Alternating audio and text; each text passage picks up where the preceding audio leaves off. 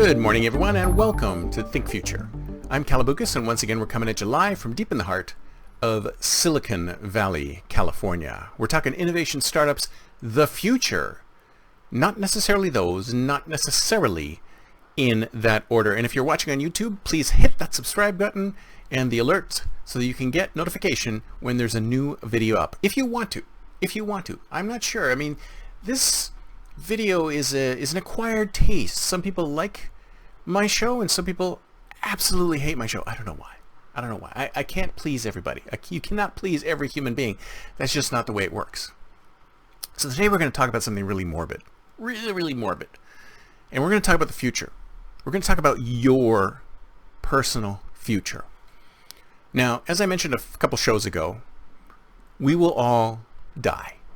That's right, folks. We are all human beings, unless, of course, there's some AI watching the show right now to try and sort of decrypt my language. Maybe there is. Maybe there's some aliens. Maybe there's some immortals out there. Maybe there are immortals out there. I mean, you read some of these conspiracy theories, there's definitely some immortals out there already. But for the vast majority of people who are watching my show or listening to my podcast, you will die. You will die. I know that's pretty morbid, but it's true. It's true. We will all die one day. And I remember reading this in some book, and I don't remember which book I read it in, but they actually encouraged something that they called deathbed thinking. And the reason why they encouraged deathbed thinking, and I totally understand this when I heard it, I thought to myself, it sounds really morbid because people don't want to talk about death. They don't want to think about their own death. They don't want to think about their own mortality, even though it's out there. It's out there somewhere in the future, hopefully further out, hopefully really, really far out for everyone. Everyone here, everyone listening, everyone watching. But it's going to happen. The question is when. The only question is when. So in this book, they were talking about imagining yourself in your deathbed.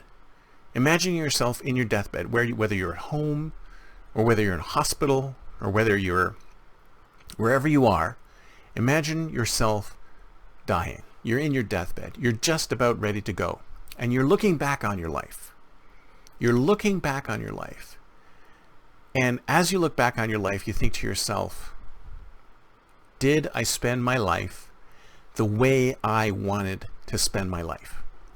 Did I spend as much time as I wanted to working? Did I spend as much time as I wanted to with family? Did I spend as much time as I wanted to with friends?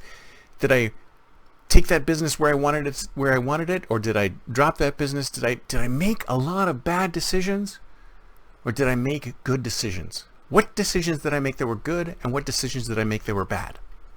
Now, obviously, you're not really going to know much of what's going to happen between now and the time when you're in your deathbed thinking about the past. But think about it this way. It puts a perspective on your life.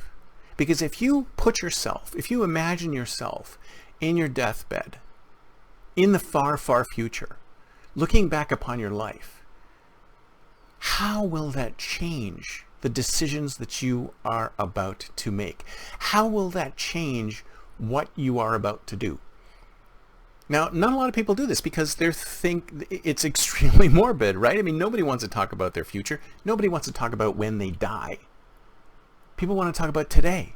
People want to talk about positive things. Nobody wants to talk about the future when you're about to die.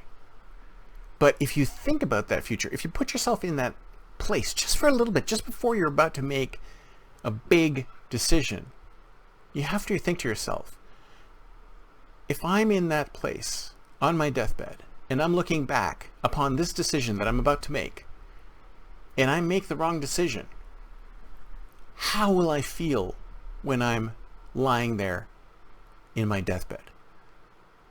You ever thought about doing that? Ever thought about looking at momentous decisions like moving across the country, taking that job, getting married, having children, all of these momentous decisions? Because we all have momentous decisions that we need to make in our lives. And a lot of times we don't think about the full span of our lives. We just think about how this is going to affect us right now. Like you make a decision saying, oh, I'm going to do this every Thursday, and then you realize that the only reason you decided you're going to do this every Thursday because next Thursday you are free. Maybe Thursday is not the best day. But I digress. So the question is, when you have a big decision to make, if you're about to decide what you're going to do, employ some of this deathbed thinking. You don't have to spend a lot of time there, enough to be morbid, but just think, if I was on my deathbed looking back at this decision that I'm just about to make, what should I have done? Will I regret choosing option B instead of option A, or will I be okay with option A or option B?